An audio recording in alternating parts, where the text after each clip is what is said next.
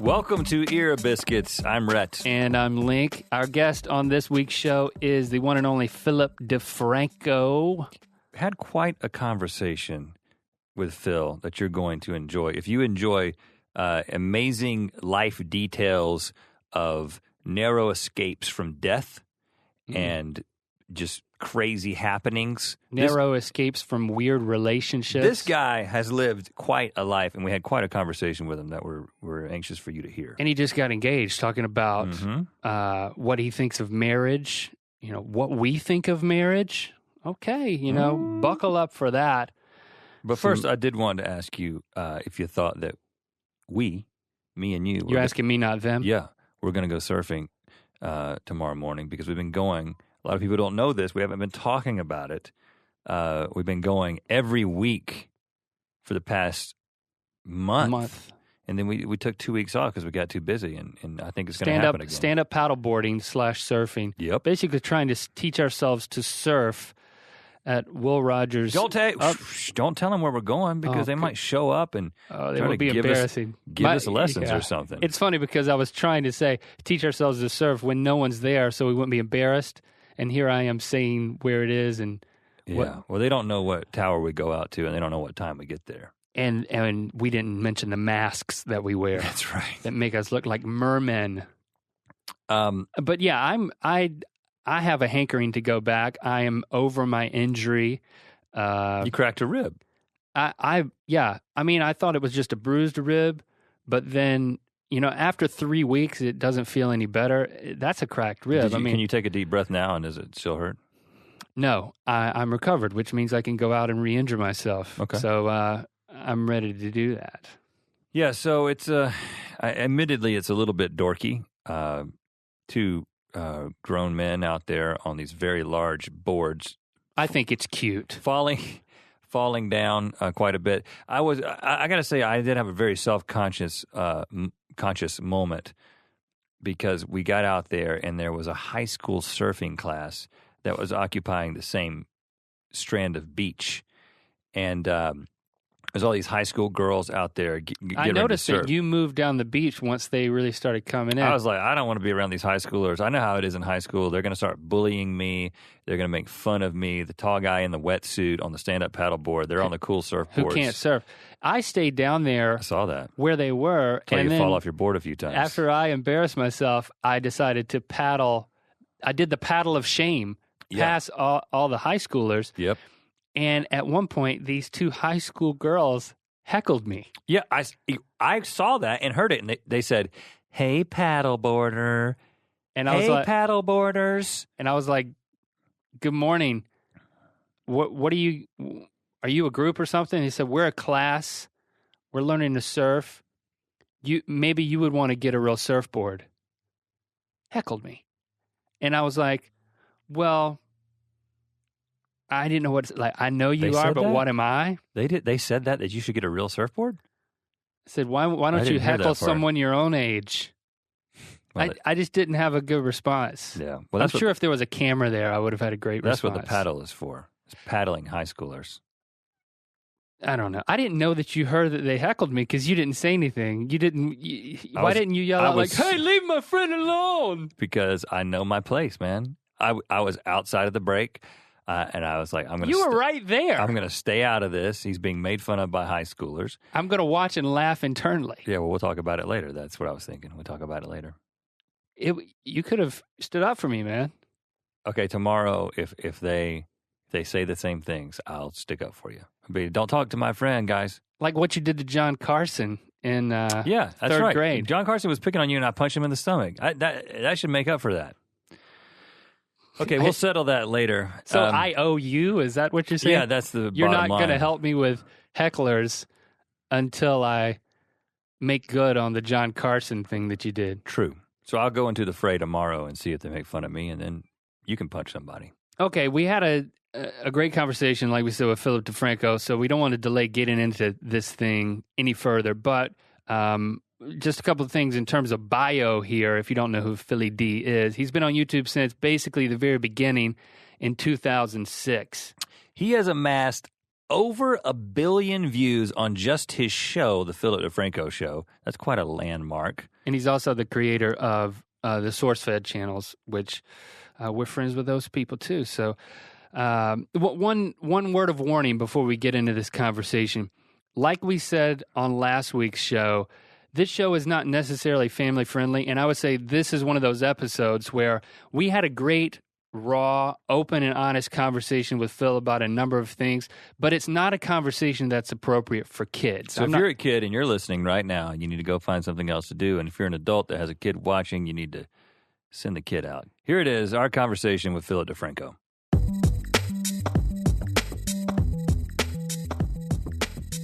Now, we saw you, I guess it was 2 weeks ago. We came to your place to do the SourceFed thing. And when we did the table talk, all of a sudden when that was done, we started talking about marriage. Yes. You know, you are now engaged. I definitely want to get into that. I don't want to start there. I just want to acknowledge that. That's where we're going to go eventually. We're definitely going to go there. We've got, 25 years of marriage between the two of us? But not with each other? You might want to clarify that. I think that it's not fair that you get to just add it. Like, if two things happen at the same time. It's fair. Yeah. It's good for you. Well, it's because your experiences are different. It's like when you go to a new plumber and they're like, we have 477 years of plumbing experience. That's not one really old plumber. No, it's like 12. No, it's like 25 guys who, have been there for a few years. So that's what we're offering you later on in this podcast is, to really get into this whole the concept of marriage and what's ahead for you, sir. So you're saying that we're going to be teaching Phil something later? Is that what you're trying to say? Maybe I just build it up too much. Yeah, I just think let's just talk about it a little bit. If you have any questions, we're not necessarily going to have good answers, but it's not about us anyway. There's two of us. There's one of you. You need to speak more. But we should go back to the origin first, like the origin of Philip Defranco. The night of your conception. It was a sloppy night. It was a mistake, really. That's my dad always says that I was the best mistake he ever made, but I feel like that's what probably 70% of parents say at this point in life. Like I feel like my parents never said that to me. Well, but I still don't know how to take that. But were you planned? I never ask. No, I think I was. I should have. Yeah. Maybe I'll ask. I think I was. Well. Also, my parents are divorced. Are your parents still together? Mine are divorced. So divorced. Still together. Okay, well, because in a divorce, it usually comes up because usually you're kind of, even though you're not the problem, like you were part of that equation. a child, and it adds to the situation. No one wants to be like, Tim, it was your fault. Okay, so you were the accident. Yes. And then it was your fault that they got a divorce? Is that what you're saying? No. It was my fault that those poor people decided, okay, we're having a baby. Let's try and, do this. Oh, you were the cause of the marriage. Well, you know what? I have such a bad memory. I don't know. I literally... you were pretty small. It was such a volatile relationship back then. Like, if they start talking about the past, I'm like, good, I'm done. I'll see you guys later. Because that was actually the reason why I was so scared of marriage for the longest time, because that relationship was terrible, and the only reason they had to even remotely stay together or know each other anymore was me. And then seeing the relationships after. But I mean, one of the reasons I do believe that marriage can work, and maybe it's because I also haven't talked to you guys yet, is my dad and my stepmom. Best relationship I've ever seen. Like, they just love each other. They take care of each other for better or worse, richer or poorer, sickness and in health. Like, they abide by the vows. Yeah, and they rock it. See, we're already back to the marriage. I know. It's already full circle. So, okay, so you were born into this marriage, the first one, which was destined to not work. Not work. Yes. But and were you the only offspring from that union? Yes, I have a half brother from my mom's side that's about 10 years older than me, and a half sister on my dad's side that's 10 years younger than me. You stay in touch with them? My sister more than my brother. I think it's just even most of my family. I don't have that much of a connection to them. It's very mom, dad, immediate family. Don't really know many of the others. We recently saw that. Like my uncle and some of my cousins were out in Anaheim, and we met one time, and then I was like, that was cool, but I don't know. I always thought that I was a family person, but when it was fun, they're cool people, but I don't know if there's any reason to keep up with it. Right. Yeah. Well, I might be getting in touch with some of my third to fifth cousins soon. Third because, to fifth? Yeah, because Link and I are doing this DNA analysis thing online where they tell you all about it, who you are, where you come from, and then they start telling you when your third to fifth cousins start contacting you. So if you want to hang out with any of my third to fifth cousins. Is this that 23andMe? Yeah. Yep. Yeah. So I messed around with that, and it's really interesting. The thing that throws me off is when it's like, it doesn't say undecided. It's like unknown. Have you gotten the results yet? Oh, yeah. Okay. I have not looked at my results, so don't spoil them for me. Okay, yeah. You have them, right? I have mine. Oh, you don't have mine? No, not yours yet. Okay, good. I'm going to talk to the then guys. you can't spoil them, I guess. It's just, I don't know. It is interesting to think of like where you come from, but You come from unknown? well, I come from parts unknown. I'm mostly European, not as Italian as I thought I was. Ooh, and, disappointment. Disappointment. But no, I mean, it's one of those things that it's like, it's interesting, so you can mention it, but I'm a very live in the now, and I don't mean that like I'm jumping out of airplanes, but just like my brain can only handle so much. Mm-hmm. So, Well, yeah. So you're not necessarily connecting. I mean, for us, I think it's like, moving out here too to the West Coast. It's like you definitely desire to connect with the people that you're in close proximity to. So you don't have family out here. So I mean, so Lindsey's your fiance. We Yes. know her. Yes. And I mean, who else are you connecting with if you're not connecting with your half brother and half sister? Really just the people around me, and it becomes this weird mishmash of there are times where I try to not hire my friends because I don't want to employ everyone I know because it changes the relationship a lot. Yeah. But They're not called friends. They're called an entourage.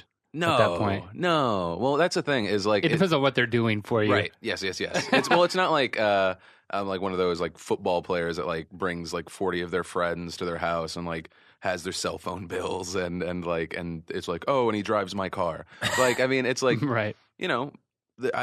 We were all out here. Most of us are tubers. That's how we met in the first place, and we all have kind of the same goal. So, I like Joe Beretta, hired Joe Beretta. I consider him a friend, but it's not like we're like best friends. I think you have to have those lines. But for the most part, I have about 3 close friends, my fiance, and then that's kind of it. I keep it small. I'm a very boring homebody kind of person. Unless I'm like, oh yeah, we'll totally jump out of an airplane. That'll be fun. And then I go straight back to being boring. And I think it's kind of worked out just because I get to focus on work a lot.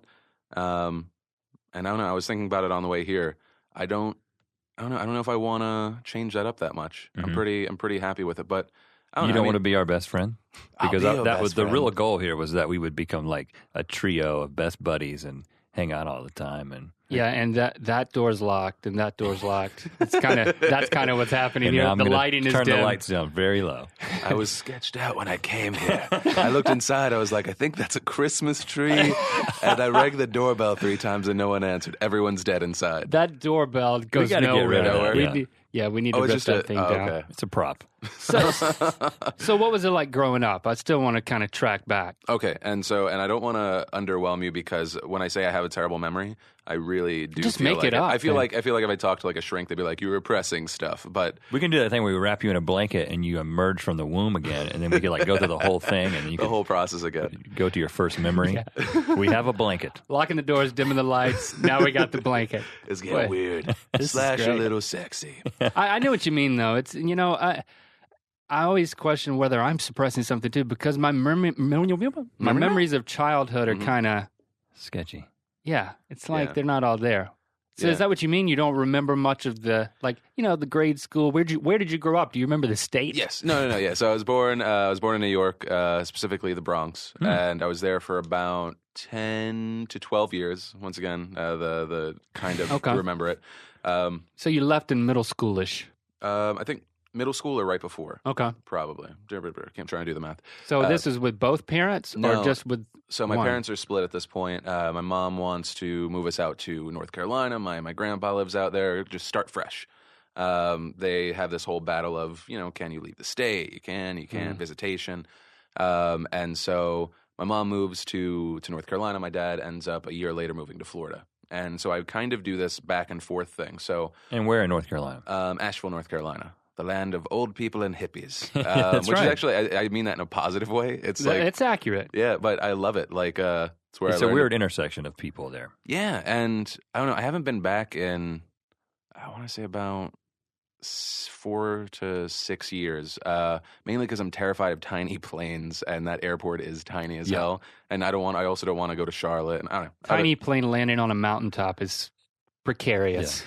That's what freaks me out. No, I mean, one of the scariest experiences of my life was we were going to the RNC in Florida, and somehow I guess we booked our tickets late, and I was on a plane that had 6 people, and I was like, and it like has the hump for the wheel, and I was like, this is how I die. I'm going to die on a plane that they're not even going to report was like crashed because it's so small.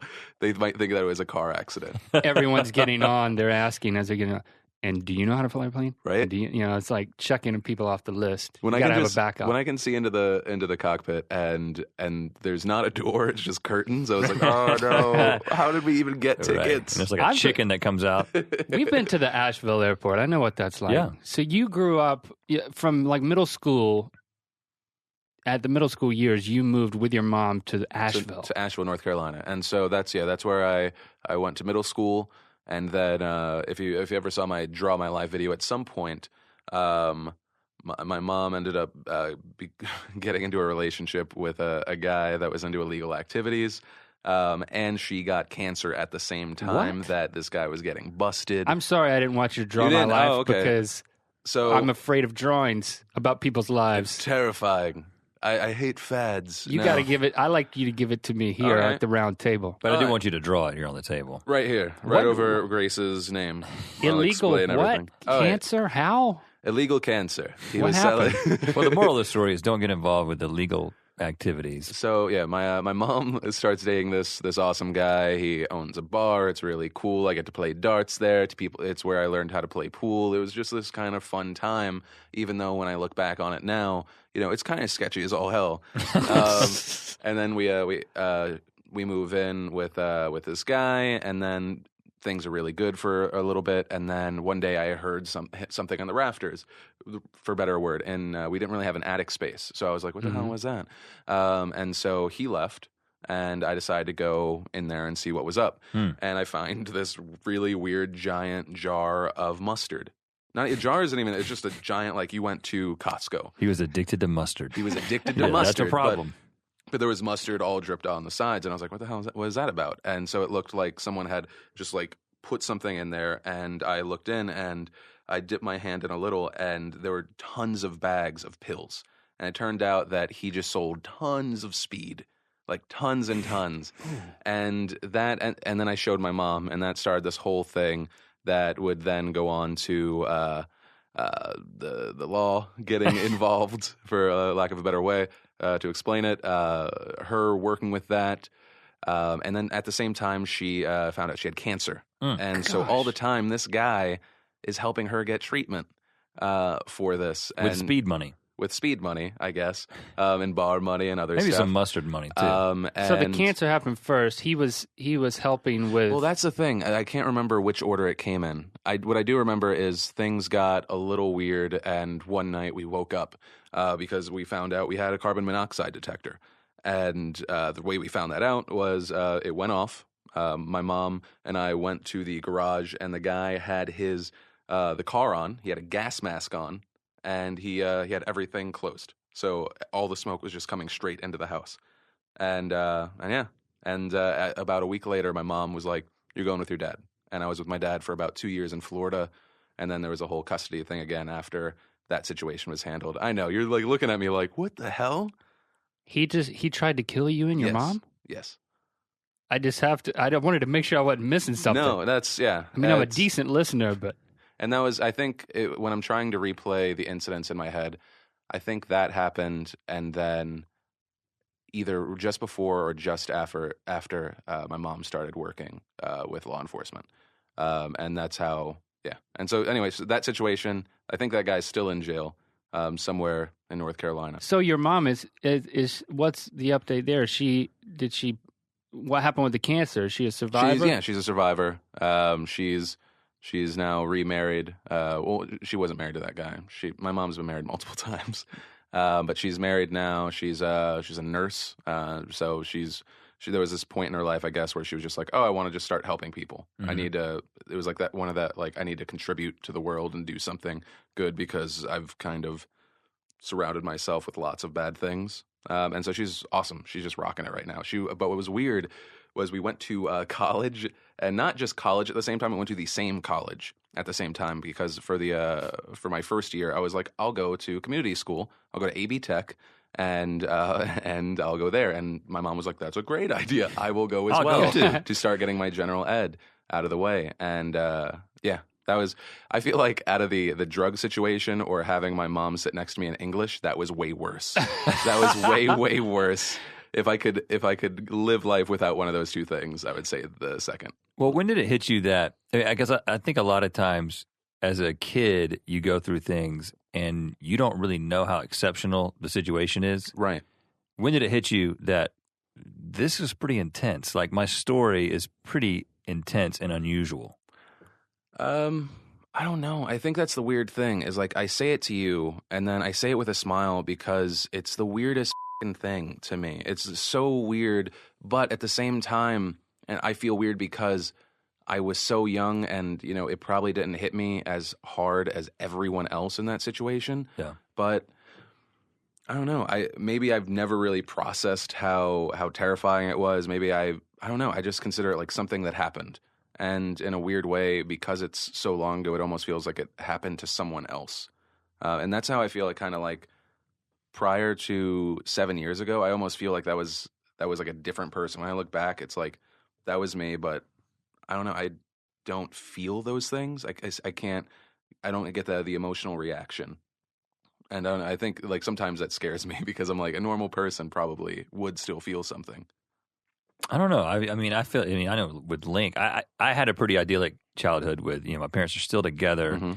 I was protected from a lot. I know Link there were some tumultuous relationships. Yeah, my mom and dad split when I was 2. Mm-hmm. And so there was the whole visitation custody. Well, there wasn't a custody battle really, but it was the whole visitation with my dad and, the woman that he was with that he remarried. So the whole stepmom thing, it was nothing to the extreme of what you're talking about, but there was certainly a traumatic thing for a child. Mm-hmm. In retrospect, I remember that it wasn't a happy time for me, Mm-hmm. but at the same time, I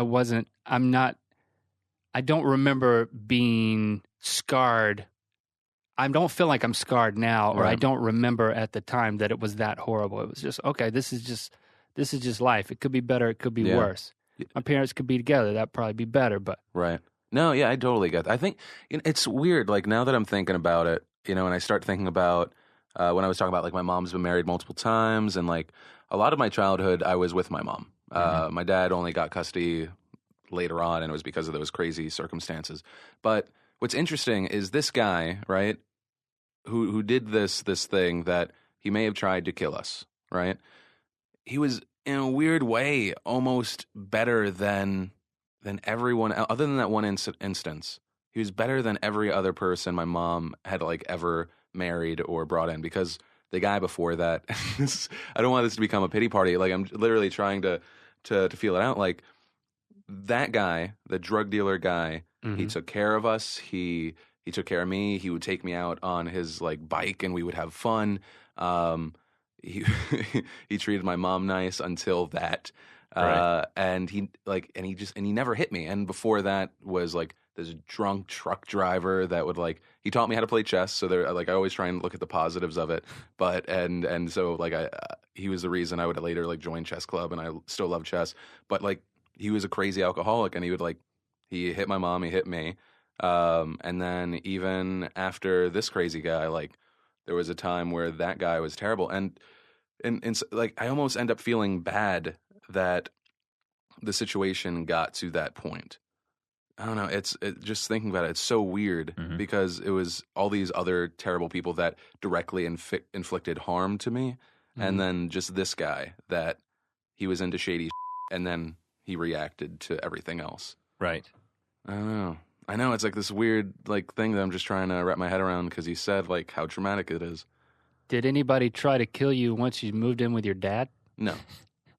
That's great. That's a better Yeah, situation. that's good. Yeah. You So that Unscathed. was what? Like, oh, you got to go down to Florida and live with Dad. Yeah, for a little bit, and I still. and that was high school. That was just getting into high school. I'm trying to think. It might have been last year of middle school, and then first year of high school, and then it was kind of back and forth for a bit, which was weird. Okay, and so what was that like? Just what kind of kid were you in high school? Boring, and people say nerdy, like that's how they usually describe themselves. But I was just like weird kid. I liked waking up in the morning, watching Dragon Ball Z, going to school, doing my homework there, coming home, playing video games until I went to sleep, and then repeating the cycle. Like I didn't go out that much. Both my parents in separate situations, they kind of locked me down unless it was like a weekend and it was like a friend that they had like gone over to the house to vet. They were like very, very oddly protective, especially when like I talked to people and they're like, oh yeah, when I was a teenager, I would go out all the time and we'd, hang out at someone's place. And I was like, you could do that? That's amazing. Like, it was, maybe it's also that like my childhood and everything. Like I left home as soon as I could. I turned 17. I graduated early and I was like, I'm out. I'm going straight into AB Tech. I have a job. I'm getting a place. I'm getting the out. And I think I've probably been just like running away from home ever since then. Right. Like I love my dad, and I visit him probably the most. My mom came out for the first time in 3 years. I hadn't seen her in 3 years. I didn't even realize it until I saw her, and I was like, oh my God. Like I've been pushing, like when I say like 7 years ago, it seems like a whole different person. I've just tried to push that entire existence out and be me who has been on the internet for however long. And, I still reference my past all the time, but yeah, I don't know. I look back and I'm just like, I'm really glad I'm here now. Right. So you got out of high school early. Yes. And then you went to... I went to AB Tech. With your mom? With my mom for the first year. Okay. We had, I guess it was English 101.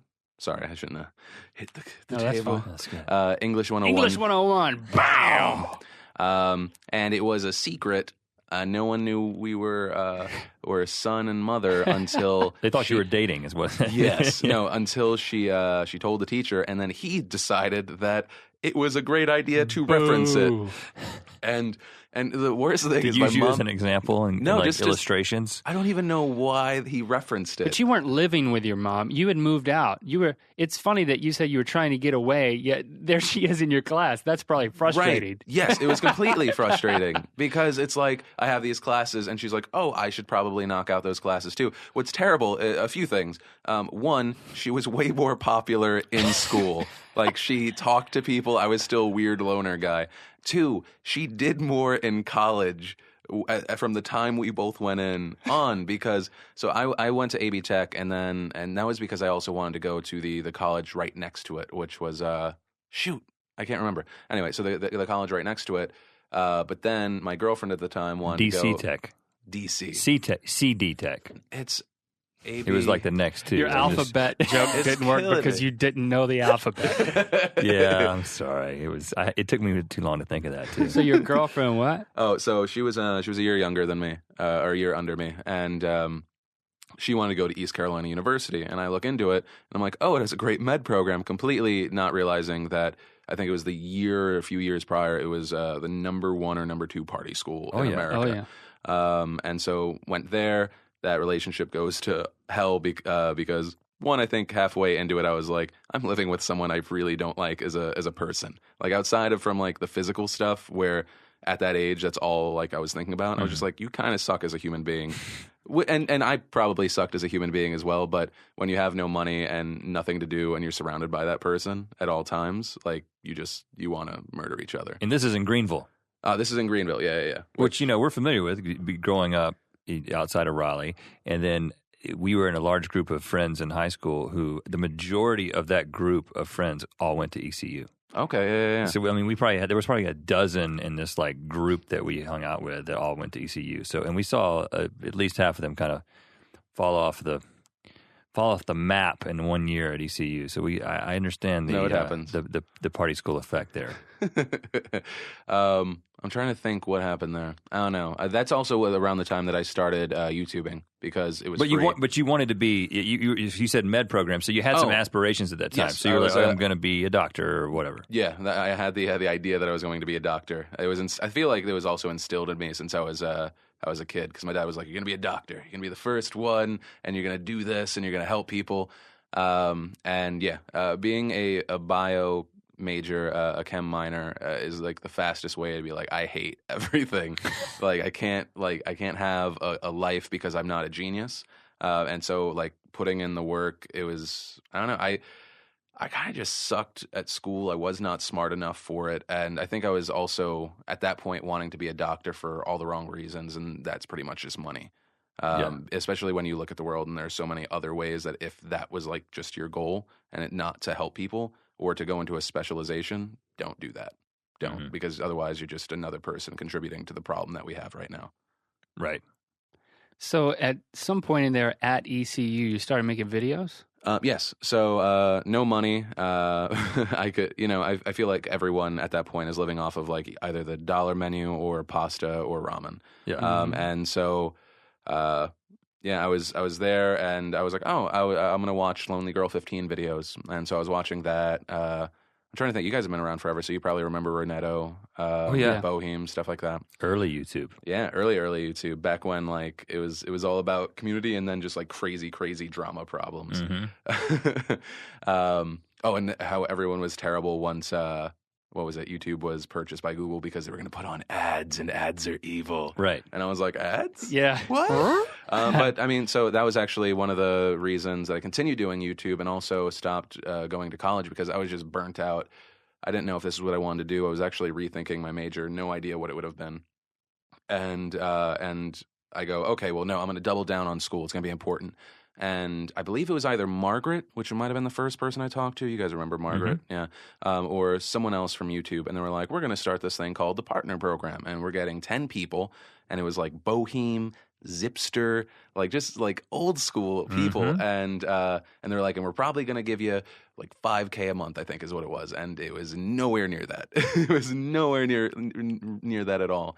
But she contacted you because you had made a name for yourself on your channel. Yes, and I think it but also... How did that happen? Like fill in that gap. I think what I try to remember... What month... I guess it was 2005. Did you join? Did you have a YouTube profile in 2005? Because that was like it couldn't have been before that, right? I'd have to double check because that's another thing. It's either 2005 or 2006. Okay. I remember that it was all 4x3 back then. We had star system ratings. What were you doing? What videos? You went from watching videos to making videos. Right. Yeah. So what were the first videos you made?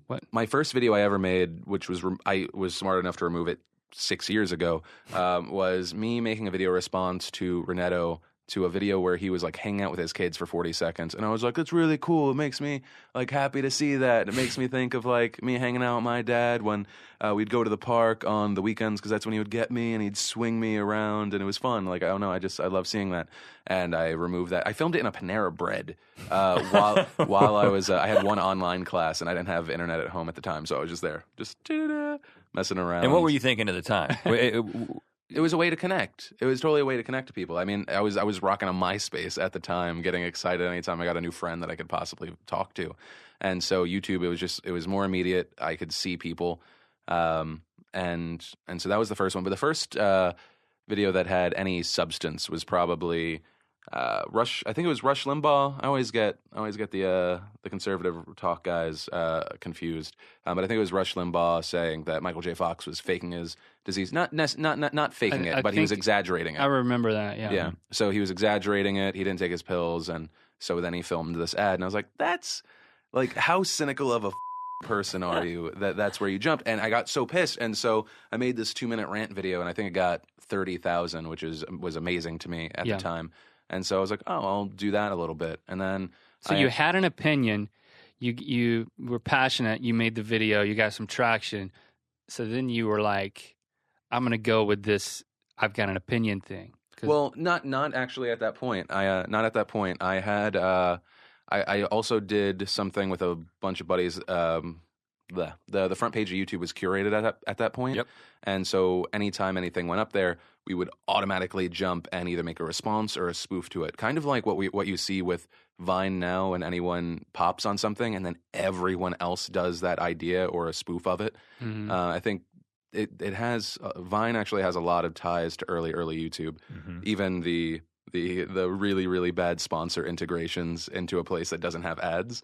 And you're like, oh, okay. So everyone loves Wendy's right now? Oh, okay. Everyone loves Uber right now? Okay, great. Mm-hmm. But yeah, and so we would watch those videos, try and get like to be one of the first video responses, or do the exact opposite if they had their stuff on not auto accept video responses and they would actually wait. We'd try and be one of the last because you're kind of just guessing when they're going to get online, and if you would be one of the last videos that would pop up. You'll be the first one. So people would be like, what's that video? And I also made fun of a lot of early YouTubers to get any attention whatsoever. So like the Hill 88, I think I might have made fun of Mimi Molly at some point. Just early YouTubers. And then, it was all in fun. One of the first videos we made once we really started trying to get traction was we started making response videos too. We made a response video to Wicked Awesome Films' Punchy. Mm-hmm. Oh, wow. You remember that sketch? Yeah. Kevin Bobby. That got some traction. And then there was these two. The twins, the Push twins? They did a skateboarding video. Okay. And then we did this video where we were silhouetted and we altered our voices, and then we just made fun of these kids. But it got a few thousand views or whatever the number was. We stopped after that. It didn't really work for us. Yeah. Well, no. I was going to say that I actually think that it was that did it for us. I think what the real thing that did it was when one of our videos was featured on the homepage. But that was right. You taste a little bit of that like traction. Mm-hmm. Taste the traction. That's the the YouTube traction. slogan from and then 2006. you just start chasing it, God, I forgot. Like I was featured was a saying then. Oh, that was the man. biggest thing. Yeah. It was a turning point. Yeah, I remember I got featured once, and it was on a video that had nothing to do with any of my other content. It was like a video where I showed my sister existed. Same thing happened to us.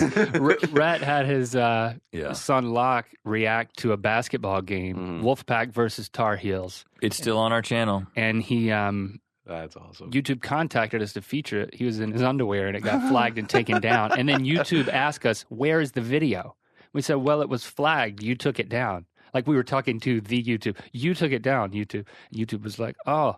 Whoops. Well, upload it again and we'll feature it. This was like a phone conversation. Yeah, but then that's amazing. But then I said, okay, here's what we're going to do. I'm going to put the video back online. We'll put it back up. But I'm going to ask you right now, will you feature one of our music videos? Because, we're actually trying to do this YouTube thing.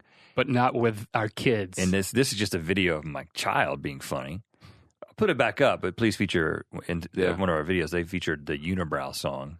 And it was that taste of traction, and enough people liked it. But did you have because I think back to that time for us, it was even before YouTube, we had this very undefined aspiration to do entertainment full time. It was like, we want to entertain. That's what we want to do. We had been engineers for a while, and we knew that we got enough of that to know that we didn't want to do that full time. Right. When you were doing that initially, because none of us really had an idea that there was such a thing as full time YouTuber. That wasn't a job that existed, so it was very difficult to aspire to it. So what were you hoping to accomplish? I had no idea. I think that's for most of us. Well, most of us that didn't have that background or aspiration, no idea. I think I was one of the talking heads that had a schedule, and eventually I didn't fully love the opinion stuff until later when I actually started meeting people and seeing that I wasn't just a crazy person talking to my camera, that it actually either made someone care about the news or the world around them, or it helped form their opinion, whether it was to agree with me or not. And that's when I really, really got into it. Mm-hmm. But I mean, obviously, I think Zay Frank was the reason that I ended up actually doing this show, because he had the show at Zay Frank for 1 year. After it ended, I feel like a month after, I was just like, the internet's so boring to me right now. Like, the only other thing I have is Rocket Boom, which was going through weird transitions at that point. And so I was like, I'm going to do a show. And the first 2 or 3 that I did was a terrible, terrible ripoff of Zay's show. And I eventually I was like, oh, I should just try and find my voice. Like, I have to, because otherwise I'm going to be this terrible, terrible accidental parody of a really, really great person. And slowly found my voice. I try to keep the videos to 3 to 4. Now they're crazy out of hand, 8 to 12 minutes, depending on the day. But yeah, I mean, that was really it. And just like the early stuff, I probably wouldn't be here if while I was at school, my laptop I forget what happened, but it just stopped working one day. And I didn't have a camera and I couldn't make YouTube videos. And so I remember on one of my school computers, I was talking to this guy that I had met in a Stickum chat room, which is also where I met Lindsey, who then would go on to be my fiance. And just like we would Stickum, I remember. Yeah, we would just all go there, and then and so this guy, he's like, well, I just got my tax return, and he bought me an iMac because he liked the videos and he said he believed in me. And at this point, I hadn't even created the show. And this is back when I was still wearing a backwards hat and I had like earrings and I was just like a huge tool bag. And what was it? Channel 101 was like courting people to make content for TV. And like I think back and I'm like, that guy, if that guy did not exist, he's from a Stickum chat room. Yeah, he was just a friend. Mike, you didn't have a computer to. How did he know that you lost your? Well, because no, I was on a school computer. Oh, and I was just chatting. Didn't have I'm trying to remember if I had my camera or there was no camera, or I just chose not to. And I was talking, and then he was like, "I can help you out," and I thought he was fucking with me, and I got an iMac, and I got to continue making videos. I'd have to look because I know a lot of the videos are unlisted. But it's the specific moment when I go from being black and white with a camera that shot like 320 by 240 to shooting with the iSight. And it's just, yeah, I mean, like that's what I love about early stuff. And it's, I think to this day, why I always try and test out things where we feature people, whether it's a known creator that's been trying for a while or just like the one-offs, because you never know. Like I don't want it to come off like terrible. Like, I've gone to the YouTube space before, and they were shooting this massive, massive video, and the director came over, and he said, thank you, because I had pimped out one of his earlier things. And I was like, I just said, you're welcome. I had no idea who this guy is, because we just like to promote things that are cool. Like, that's been the thing. Like, before there was a business model, there was not a business model. There was just a love and a passion for cool shit. And so, I don't know, I think it's those things that probably still keep me sane today, rather than just like staring at a screen and going like, everything is a lie and it's all a sham and we're so all LA. Yeah, I mean the whole pay it forward thing, the fact that you can pay it forward to the point where you don't even know who you just paid. I mean, that's a beautiful thing. I'm sure when we talk to Shay, we'll get him in here at the table, and I know that you're going to be more than a blip in his story. Well, Shay's been probably the most continually appreciative person throughout all his then later on successes, which he is 100%. Like, a lesser person would not have accomplished that, despite any promotion in the beginning. So, but there have been cases of just like people that you help, and also you see this now with the next generation of tubers, even the ones that like popped 2 years ago that started bringing people up, and they're bringing up people that aren't like Shay, and you just see like relationships and friendships and just terrible.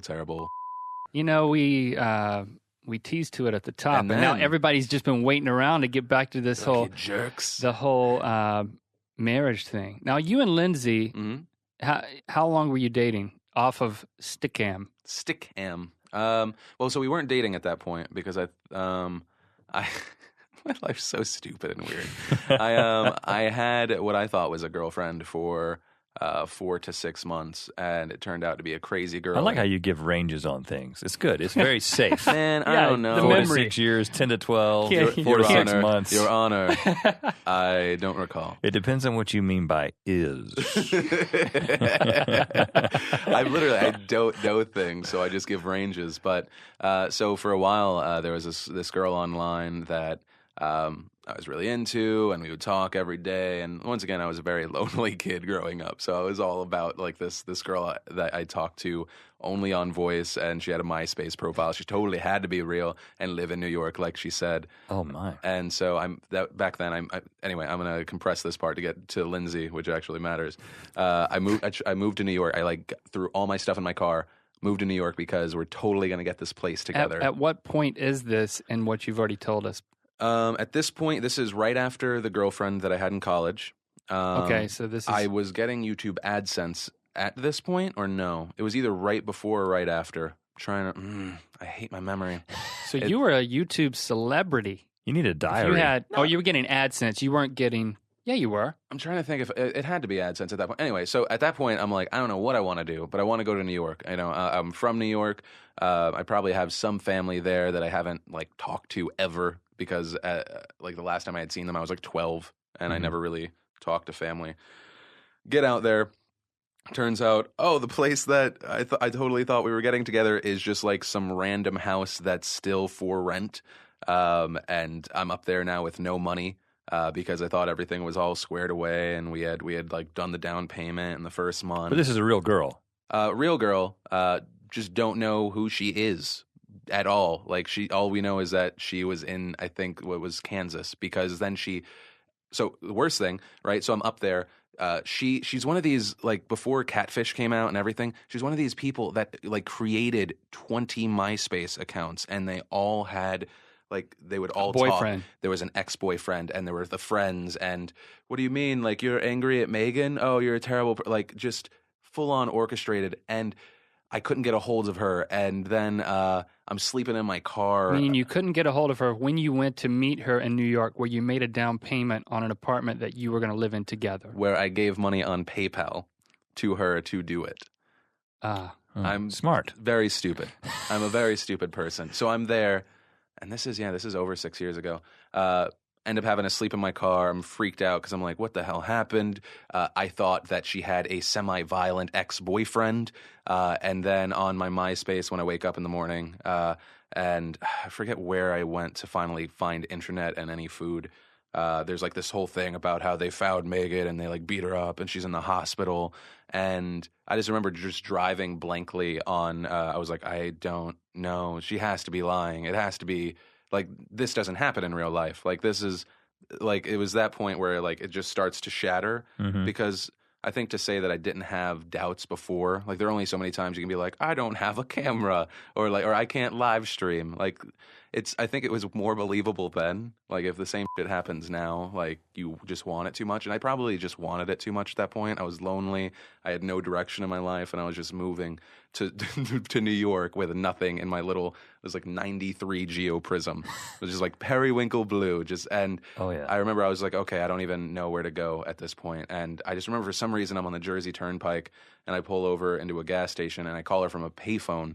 And so she finally answers, and she talks about how she was like beat up and everything. And I was like, I know you're lying. There's no way any of this happened. There's no way. And so I max out and overdraw all my cards. I get back to North Carolina. And actually in a very weird way, without this, I probably would not have gone on further in YouTube because, at that point I ended up staying with my mom for 2 months. Oh, wait, I'm sorry. I'd completely changed the whole idea. I got back. None of my friends believed me. None of my friends believed that she was just they said that I was that I just didn't understand, and I was being completely rude to this victim, this girl that was a victim. They were on her side. Yes. Like people that I had actually like met at points in my life did not believe me. But they like believed this random internet person. And so I later found out that she also then did this to one of the other guy friends that were in this like Stickum group because I talked to her before Lindsey. And Lindsey still gives me shit about all this because it's just such a stupid time in my life. But she ends up doing the same thing to this guy. And then they did a bunch of research and they found out she was like, I guess when I was talking to her, like a 17-year-old girl in Kansas.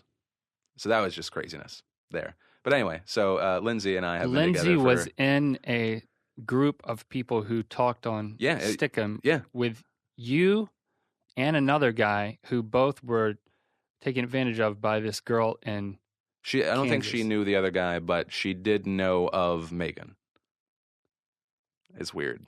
Wow. It's weird. That's... So what's Megan up to now? This is why I hate talking about my life because it's so weird that I feel like when anyone people look at me, they're either going, "That's weird," or "You have to be lying," and that's why I think I also hate talking about my past. It's super weird. I don't know. Well, it's entertaining. I hope it's at least entertaining at this point. So then, okay, so Lindsey, I'm so weird and damaged. So then Lindsey, she never would turn on her mic. She'd always be in Stickum, and I was like, oh, who's this little pretty blonde girl? And then if you look at any history of Lindsey, Lindsey was bigger than me on YouTube at the time. She was all about like the Braves, and her original YouTube name was Braves Girl 5. Right. Then it was like B Girl 5 now. All right, wait, I think it's Lynn's Loves now. That's right, where she posts her travel stuff. But there was like this whole thing with like the old school Encyclopedia Dramatica guys and like people like photoshopping weird sex pictures of this like young blonde girl, Lindsey. And I just remember like there was a page where like it's literally nothing but GIFs of like her photoshopped face getting like by two giant black dudes. And I was like, this is on the internet? And apparently she got crazy harassed. So you believed Megan that was real, but you didn't believe that. I didn't believe that the GIF was very real. photoshopped GIF. Okay. Okay, good. Because I think that would probably change my conversation, my opener. I'm like, so I saw this picture. But we were in the chat room, and then some random person orchestrated one of the first YouTube gathering, I think the first YouTube gathering I had ever gone to, and that was DC Tube, which is supposed to be this like kind of big-ish event for everything. Like literally it was like 8 of us who were flown out, and like they paid for us to be there, and 3 people. 2 of the people did not like my videos, and I was like, this is the worst time ever. I'm just going to get obscenely drunk. And so I did that, and that was the first time I met Lindsey. And I met her at, I think it was like an IHOP or a Waffle House in the morning, and I was just like, this girl is really pretty, but I shouldn't do anything about it because at the time I thought I was in a relationship with fake girl Megan. And literally the last thing I said to Lindsey before she left when we were hanging out was, I'm so glad there's no sexual tension between us so we can be friends. And then she's like, yeah, and then she left. And I remember that. And then So basically you said, I'm not attracted to you. I think that you're an okay person, and I don't want to punch you, but I also don't want to have sex with you, I think is what that phrase means. Okay, yes. It's a loaded phrase. But then all the craziness happens, and then at some point there's another YouTube gathering called SouthTube, and at SouthTube I end up, I don't have enough money to stay at a hotel, so Lindsey's like, you can totally crash at my dorm. And I was like, that sounds great. And I hung out with her there that first night, and then that was the first time. I'm trying to see now. I'm trying to remember because there's also a night where Mystery Guitar Man Joe Penna also. No, it was the same night. Never mind. This is a completely weird thing. So the first time I ever had relations with my girlfriend Joe Penna was about 10 feet away in the other room. I didn't even think of that. Oh my God! That's where so the weird. mystery comes from. The mystery. Now, she wasn't wearing sunglasses because he might have been closer than you thought. He was just in the dark. You see a tiny glimmer off his sunglasses. Yeah, no, that was right because Joe was coming up at the time. I mean, that's the thing about a lot of the old schoolers who are now trying on. I know it's so terrible. That's amazing. I didn't even remember that. Anyway, so that's where that relationship started. Because then, like, a week later, she was like, oh, I hear Maroon 5's playing in Florida. Like, I checked later, and Maroon 5 was in Atlanta, like, 2 days before that. But she wanted to come down and hang out. Oh. And so she came down. We had a blast. It was fun. And then she was going to leave. And there's this whole, like, sappy, like, I wrote a note and left it in her purse. And it was like, I wish that you could stay an extra day. And it just so happened that her plane ended up the flight was canceled, and she had to wait till the next day. So she got to stay another day, and it was awesome. And I think it was at that point I was like, okay, yeah. She went back, and I want to say about a week or 2 later, I'm having to deal with it now too because we just got approved for a mortgage, and I was like, oh, I remember that terrible blemish on my credit. I left that lease because I moved to Atlanta and just ditched the place. That hurt my credit score. So I ditched the place. But it helped your relationship. That's right, yeah. And then I was in Atlanta. There's this whole shebang of YouTube money wasn't as good as we thought it was going to be because it was definitely promised that it would be a lot bigger. And so then I overspent on like a few things here or there. She had to hide me in her mom's basement when they were trying to sell the house, which worked for about 3 weeks until they tried to show the place and we had just no heads up.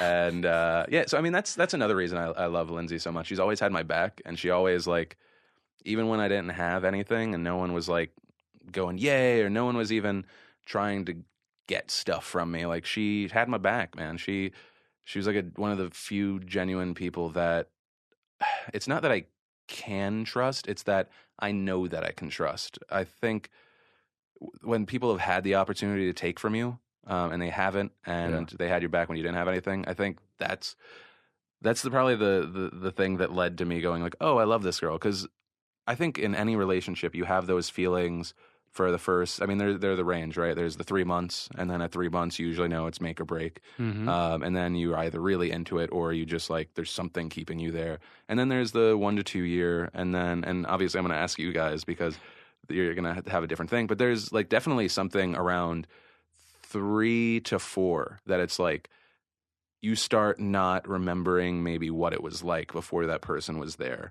And even inside of our relationship, we broke up 2 times. One, we rented a loft, and I worked from home, and she took online courses, and that was a nightmare because you could just hear each other all day while I'm trying to record and she's trying to study, and it was just like we freaked out, and she ended up getting her own place. It was like one of her mom's old place that was still available. How long was that breakup? Well, the breakup was only for about a week. I think both breakups have actually so one was a week, and then the other was like 2 days. Okay, so we're talking relational tantrums, basically. Yeah, actually, yeah. When you look back on it, it's on not somebody's part. I'm not pointing any fingers. And this is before you were out here in LA. Yes, yeah. Well, one happened in Atlanta. Another one happened a year and a half, 2 years ago. And I mean, that was another thing. I was actually ready to propose. She had been. It was like that. that lust for a person you get when they've been gone for a little bit. Like she was like going through this whole thing where she was like, I want to see Europe, and I didn't have the time in my schedule, so I was like, go do it, like just like rock it out. And so she went for like 3 weeks, and she came back, and I was like, okay, I'm gonna propose, and I'm like going to ring shops, and I have no idea about rings at the time, and I'm like slowly learning, and then we have you call them ring shops. That's shops. part of your problem. Sorry. And how long ago was I'm this? stupid. Before I realized that you should go wholesale. How long ago was this when you were about to propose? I want to say it was about. I hate you because you're making me self-aware of my ranges. It was probably about a year and a half, 2 years ago. Okay. Yeah. And so she came back, and we had some weird petty argument over the dog pooping in the house. Like, because I was like, you've been gone for 3 weeks. So you ended the argument with, and I was going to propose! No. Ooh, no. I feel like that's like the wrong thing to do. No, I didn't even say that until, I want to say about 4 months ago. She never knew until years later, 4 months ago. Yeah, because she was definitely getting antsy. And in my head, I've known for about 8 months since, because it definitely, that whole breakup, it made me like, oh, like, I don't know. Mm-hmm. I don't know like the world around me. I'm not sure about things. But that, yeah, I knew again about 8 months ago. Okay, by the way, Lindsey is a little bit of an asshole too. Have I ever told you about the time she made me cry? Okay, no. So Please, this is I think between the breakup scenario and now, so before proposing. I'm really drunk one night. She's a little bit drunk, but not super drunk to realize that she could totally prank me. And how does she decide to prank me? But give me a fake pregnancy test that she got from a prank shop. And I was so happy, and I started crying. She thought I was going to like reel back in terror, which, by the way, why would you even test that? And I'm just so excited, and I'm like crying because, I didn't even realize I wanted it at that point.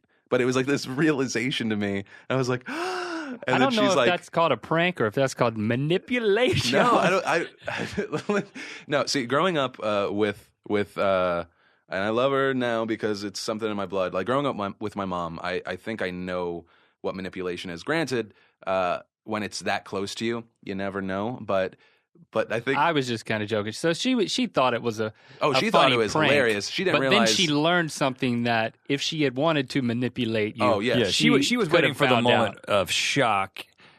And man, I'm just kidding. But tears, and I was happy, and like I think in that moment I'm just like, it could be a boy or a girl, and I'm happy, and I get to like go through all these new. Because I think at that point, and I think when I talk about like pushing my past behind me and everything, I think it's because those are the things that make me feel, and I think a lot of those old things made me feel bad things, whether it was, maybe fear, maybe just shitty about myself or anything. But all of a sudden, I could have essentially a new start to all of those situations where I don't fuck up that kid's childhood, and I can, live through that kid in like, you're not having a childhood, and you hopefully have two parents that love you equally and don't hate each other, and I can be a part of that, granted in a different position, but I could do that. And I think it was like all of that came into my head, and then it was immediately ripped away. And I was like, and I. And how did she rip it away? What did she say? Well, no, she was like, no, I'm She was joking. like, psych. No, you're right, psych. And then she has a camera. Oh man, I'm trying to think if she had a camera as well, because I just know I was so torn. Oh, anyway, so that fucked with me.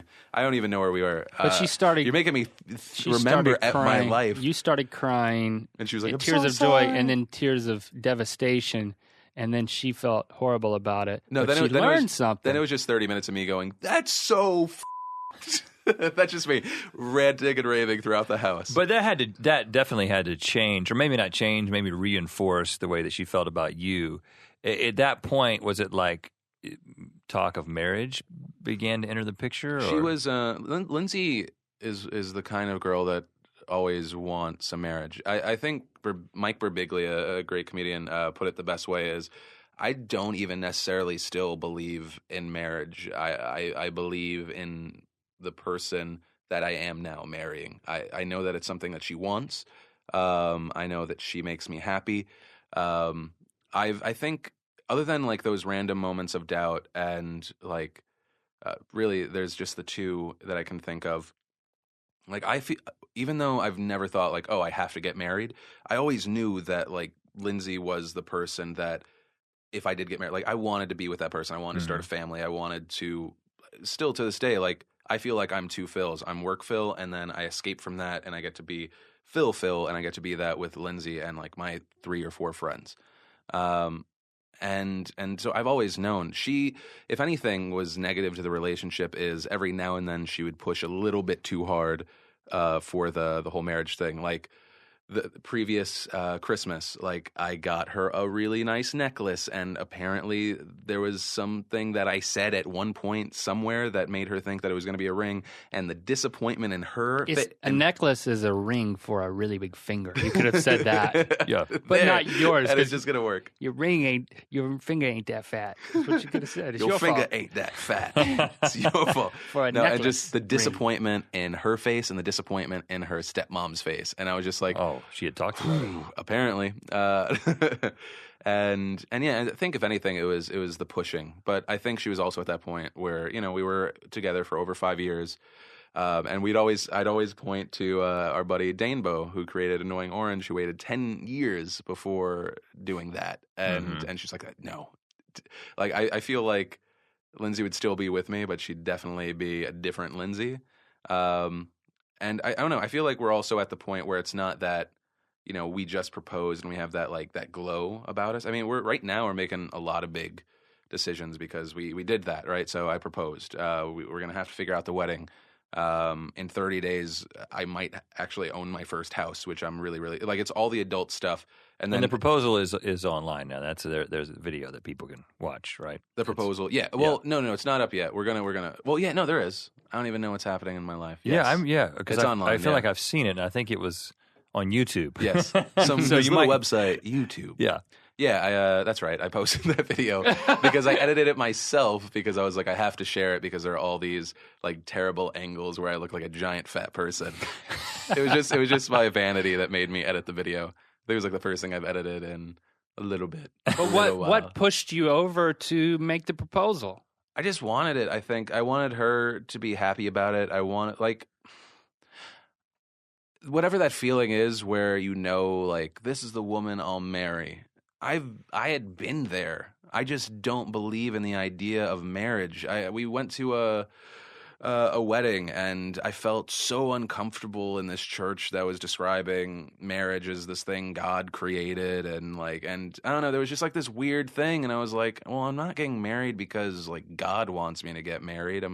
I'm doing it because Lindsey, I want her to be happy and to know, even though I don't put value in the paper or the rings, even though I know what they stand for and I believe those things, like she does. And because of that, it matters to me. And because of that, I go along with it. I know that Lindsey's like the only if I hurt Lindsey and hopefully in the future when we have kids and I hurt those kids, like that seems terrifying to me. That's the last thing that I want. And I feel like those are all the things that you think of when you're like, I'm going to marry this girl after like 4 weeks. Right. But I've continually felt that. And I don't think I would ever feel that. I mean, obviously I don't believe in the one and all the others. Oh, wait, what were you going to say? No, go ahead. I don't believe in the one. Oh, like that we all have just like one other person. Right. You know, I think that's a little silly. Right. Yeah. So you don't think that there's a ceremony that you can craft that would have meaning for you? It's more of this already has meaning for her, and I love her enough to do this for her. It's what I hear you saying. For her, yes. I mean, for me, when I have the ring and I get to clink it on the table, and I know that'll have meaning to me because it's there, but also it's probably my dad instilled in me when I was younger. He's like, there's no reason that you have to. That probably also played a big role. He's like, it's just a piece of paper. I'm just remember like my dad having these conversations with like 6 to 8 year old me, just like your uncle. He was with his now ex-wife for 15 years before they decided to get married, and then like 6 months after, it changed everything.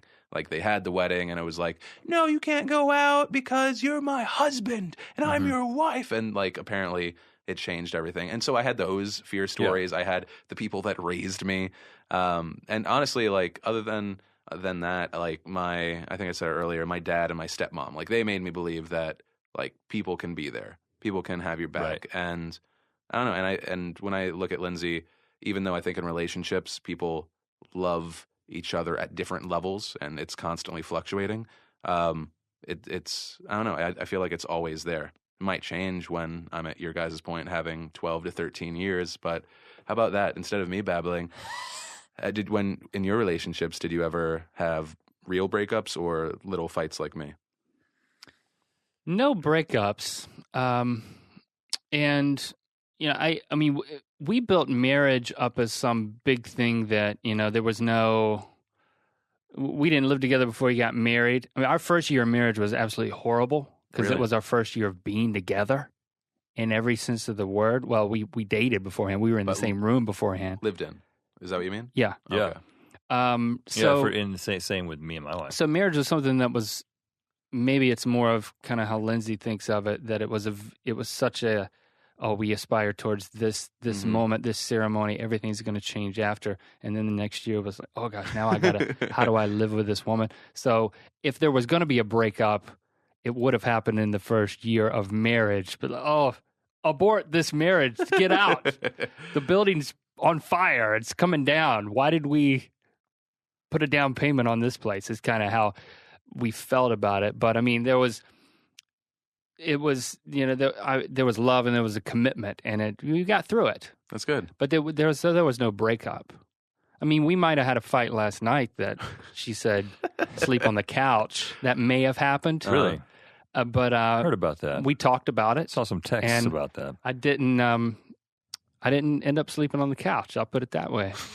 So well, and I think we nip things in the bud these days. That's good. And I think that that's my perspective too. Is what you're talking about with the fluctuation of the love level, which is so true. It's like I think that our culture has definitely made it all about just the romantic connection, and it's just like you don't see many movies. It's not a really exciting story on TV or in a movie to just talk about commitment. Mm-hmm. We're constantly presented with images of the moment of romance. That's what a romantic comedy is. That's what a love story is. It's the moment where these two people came together.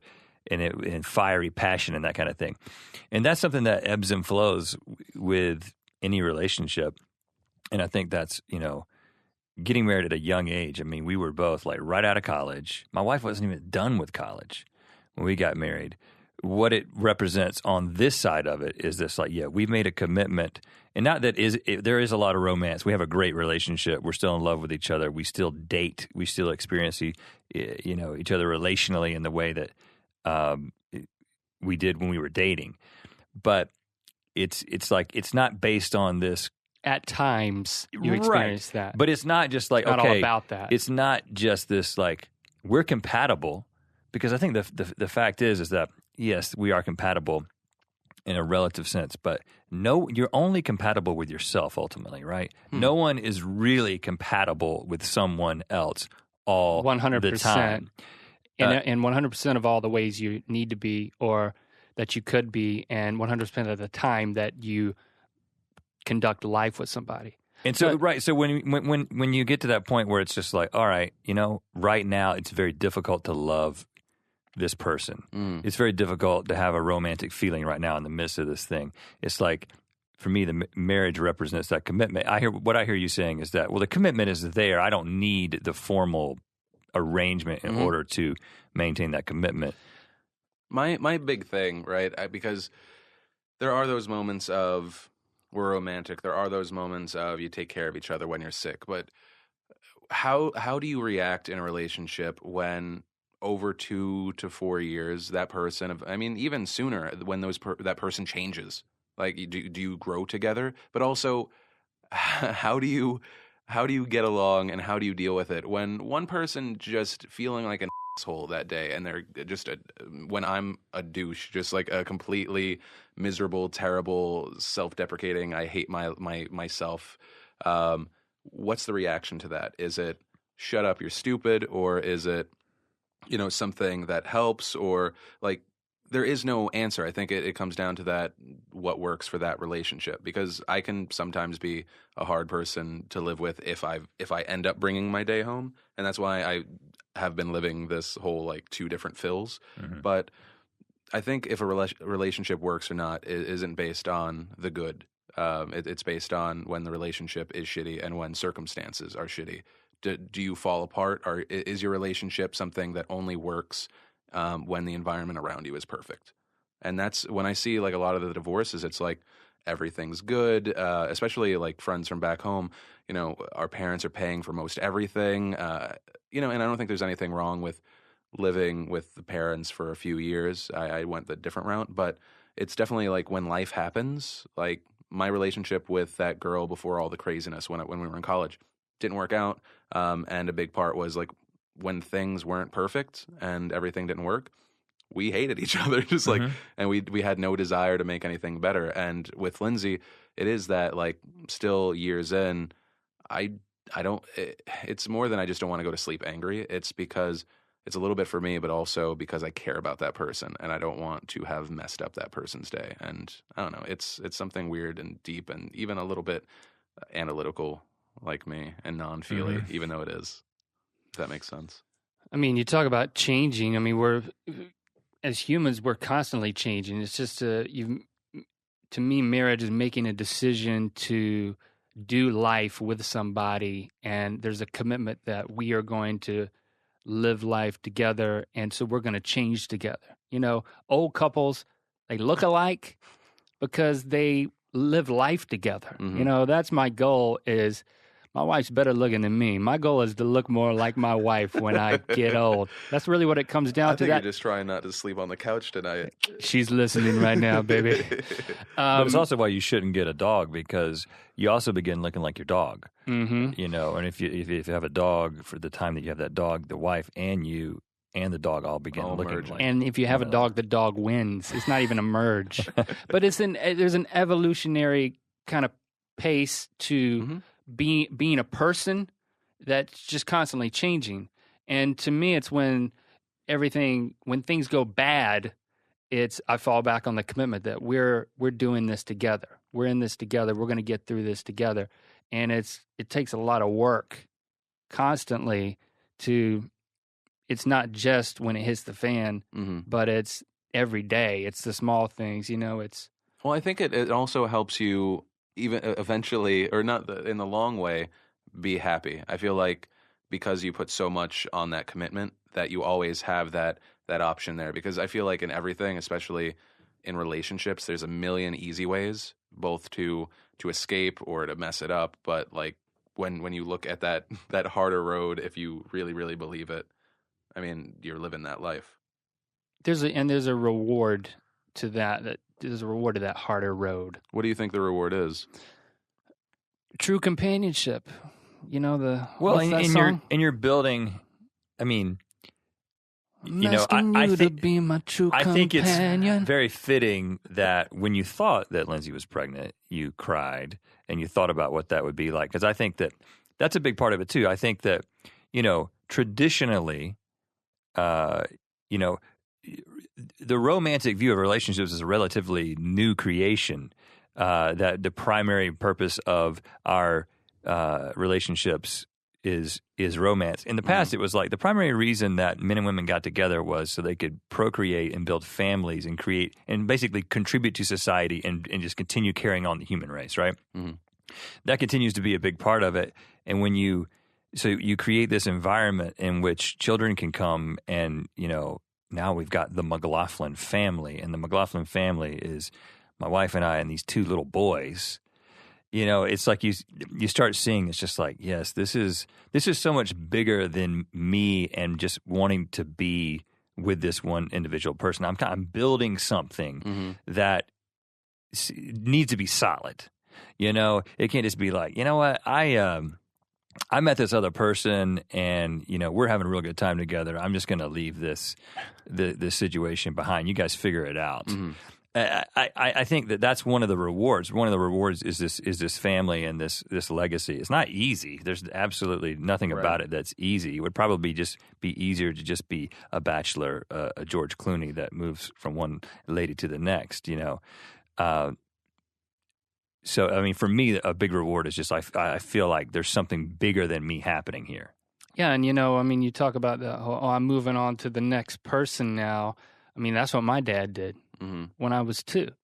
And I don't want to recreate that, I mean, he had a tough road after that. And so did I as a kid. I don't want to give that I want to build something different, So I think that I was very calculated and very scientific about my approach to engagement and seeing marriage as this huge threshold that this means something that I'm going to change. I'm going to change the pattern that was set by my dad, and I'm going to set the foundation to build something like what you were talking about, that is tremendously rewarding and ultimately doesn't create all these painful barriers that I had to overcome as a kid to become who I am. In one sense, I'm thankful for those things. It made me who I am, yes, but it's exciting and it's rewarding to have the prospect of teaming up with somebody, a wife, and saying, I'm going to build this thing that has other little people that then get bigger and you have to reprimand. Yes, you do. It is the partnership that's interesting because there was a time where I thought like, oh, okay, I want a woman that's like she's doing the bigs, like she's like a businesswoman or she's out there doing all these things because that's what you do. You got to work for it, and I don't want like a housewife or anything. And then I realized like if Lindsey didn't have my back and she didn't play the support role, I would crumble. I would fall apart. And I think the thing that pushes me is it's real. I mean, this is awesome, and I like talking to you guys, and I actually dig the podcast because we get to like shoot the and have like real moments. That was going to be the name of the podcast for a while. What? Real moments or shoot the Shoot the moments. But we didn't feel like it would, go over well with our audience, so they're like, but it doesn't make sense. We called it Ear Biscuits. Ear Biscuit. Is that what it is? It is. That's fantastic. We Why not? haven't told you yet. Yeah. Welcome to Ear Biscuits. See, but then my mind goes to a completely not real place, and I'm like, oh well, the merchandising on that, like it's literally like all my successes that I get, like when I go to any stupid LA party and I get props for, I'm just like, cool, thank you. And it might be because it's like we're years in, and I don't want to sound like I'm just like blasé about a position. It's just that we're creating things, and the real moments from it are when we get to meet people at like VidCon and stuff like that. But other than that, it is this weird, not real thing for me, like 90% of the time. If I'm not like pushing a Lee Newton or a Joe Beretta and hoping to create something for them, it's this machine that I'm a part of, which has done very well by me, and it gives me opportunities. But like a family, that sounds awesome. Like human beings, like what I found out, or what I thought I found out, I was like, oh, I'm not a broken person, and I'm not gonna die alone, even though I'm gonna raise this thing. It'll probably put me in a nursing home. Like that's where my mind went. And I don't know. I was just like, okay, real life's happening. Real life is happening, and it's not just this game that I do on the internet. And I think that was where I was like, okay, this is life. I want to live life and have people around me. Well, we wish you continued success on the business front and on the personal front. And let us know when the babies start coming. Oh, yes.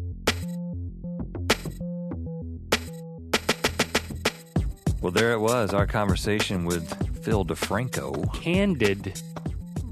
And how would you describe it? Raw at points there. I mean, talk about it.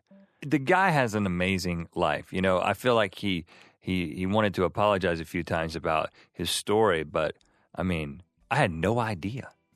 Maybe I should have read Wikipedia or something before we talked to him. No, that's the fun in having the conversation. And thank you for being a part of it. We're going to do this again next week. It's another conversation with another person. Can we say who it is? Well, I guess we should be non-committal. If we know who it is, they may back out after hearing this. It's all lined up, but it will happen. And if for some reason you have not seen any of Phil's work, check out the Philip Defranco Show on YouTube.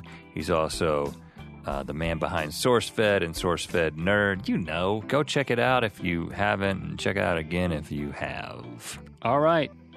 You can hear us next week or see us on other places in the meantime.